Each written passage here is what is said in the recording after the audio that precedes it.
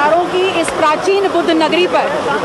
आज हम कमेरा समाज को इस देश की राजनीति में पहचान दिलाने वाले जन नायक डॉक्टर सोनेलाल पटेल जी की जयंती मनाने आए। हमारा ये मानना है कि जिस कमेरा समाज के सम्मान की लड़ाई डॉक्टर सोनेलाल पटेल जी ने आजीवन लड़ी, ये बिगुल हो रहा है साकेत की धरती से, अयोध्या की धरती से, कि हम जन जन तक ये बात पहुंचाने का काम करें कि आज हमारा देश इस विश्व के समुदाय का एक बड़ा हिस्सा, भारत का नागरिक,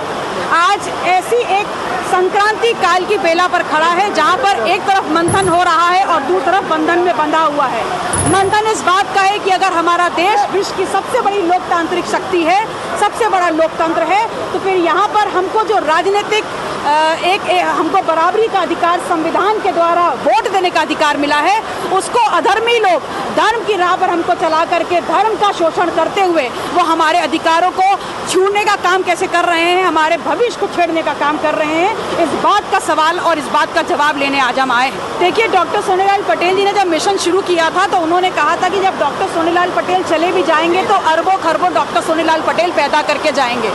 तो जब डॉक्टर सोनेलाल पटेल असमय दुनिया से विदा हुए तो लोगों ने सोचा कि डॉक्टर सोनेलाल पटेल गए तो उनके विचार भी गए और उनका संगठन भी गया, लेकिन वो ये भूल गए कि हमारे बीच से जो गया वो उनकी देह थी, लेकिन आत्मा और विचार उनकी विरासत के रूप में आज भी इस भारी वर्षा के बीच आपके बीच में लोग बैठे हुए हैं। और मेरा ये मानना है, डॉक्टर सोनेलाल पटेल हमेशा कहते थे कि आंखें खोल के रहना, क्योंकि इस दुनिया में सब बिकता है, और जरा सा चूके तो ये मनुवादी व्यवस्था के लोग, ये जो धूर्त लोग हैं, जो धर्मी लोग हैं, ये तुम्हारा ज़मीर, तुम्हारा भविष्य और तुम्हारे पीढ़ियों को भी बेचने का काम करते हैं। विधानसभा चुनाव को कैसे देखती हैं आप, क्या कहेंगे? देखिए, 27 का चुनाव जो है, मैं देखती हूँ कि यहाँ व्यवस्था परिवर्तन होगी। लोगों को मौका मिलेगा, उन लोगों को मौका मिलेगा जो वास्तविक हकदार हैं सत्ता को पाने का। उसकी लड़ाई का आगाज हो गया है और सत्ता का परिवर्तन होगा। यूँ कमेरा आंदोलन एक बड़ा आंदोलन है जो सर्व समाज के हक और अधिकारों की बात करता है, जो शिक्षा, सदन, रोजगार, कमाई, पढ़ाई लिखाई में उनकी हिस्सेदारी की बात करता है। और इसीलिए पिछले 30 सालों से जातिवार जनगणना की मुहिम को लेकर के सड़कों पे उतरा है कि जब तक जातिवार जनगणना हो करके उससे निकलने वाले आंकड़ों के हिसाब से हमें शिक्षा, सदन, रोजगार, कमाई, पढ़ाई लिखाई में हमारी हिस्सेदारी नहीं मिल जाएगी, तब तक ये जन जागरण और ये आंदोलन लगातार चल रहा है। अपना दल इससे कुछ निकाले भी गए कार्यकर्ता हैं और आज